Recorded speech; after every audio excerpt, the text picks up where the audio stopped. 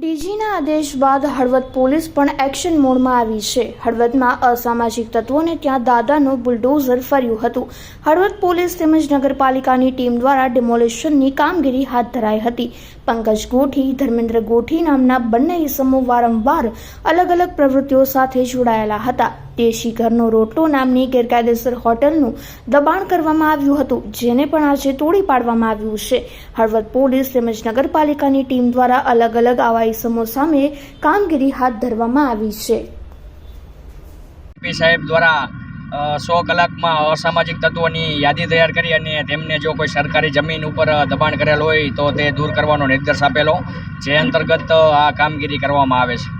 આ જગ્યા સાહેબ કોની હતી ને આમાં કોણે દબાણ કર્યું? આ સરકારી જગ્યા છે, તેમાં કોઈ પણ પ્રકારની માલિકી ન હોય તેમજ કોઈ પણ પ્રકારની પરમિશન ન હોય, પંકજભાઈ નામના વ્યક્તિ દ્વારા આ દબાણ કરેલું હતું।